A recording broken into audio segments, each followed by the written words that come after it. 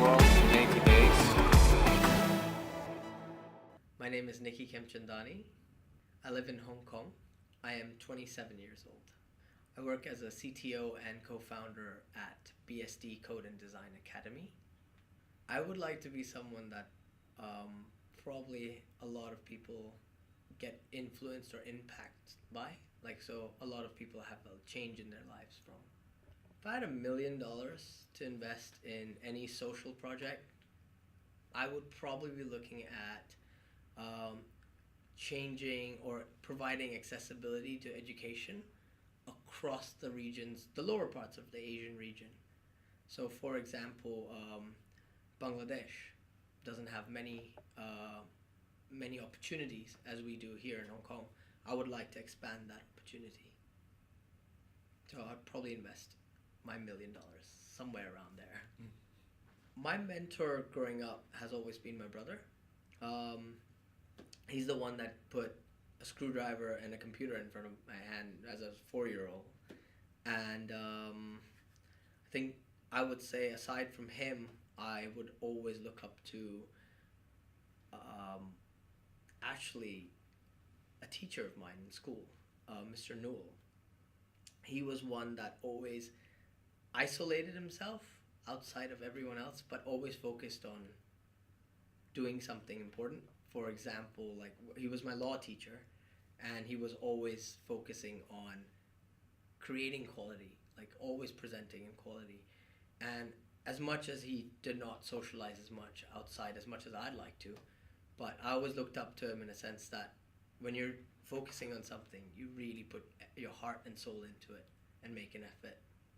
Our generation can probably provide one of the best gifts in terms of socialness. We can open up the world, break down borders.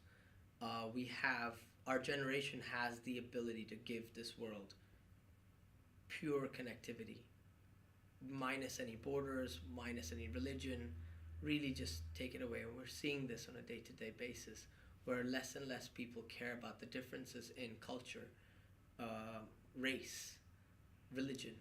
We're starting to really break down boundaries. Connectivity for me really is to be able to integrate thoughts, culture, ideologies, and be able to influence it across a global scale instead of just your next door neighbor, for example. If I wanted to communicate with one person, I would now be able to do it with 1 million immediately. I think the next big thing, obviously I'm going to stick this around technology, which is kind of something I know. I think it's going to be healthcare. It's going to change. I think they're already researching a lot in biology, implantation, to be able to cure things that we normally didn't have access to. In fact, it is one of the fastest growing spaces in technology than anywhere else. I think in the future we will be looking at bionic augmentation of a human body. We will be surpassing what our human bodies are normally capable of doing. I'm purely excited about that going forward because of the fact that it's already working with 3D printing.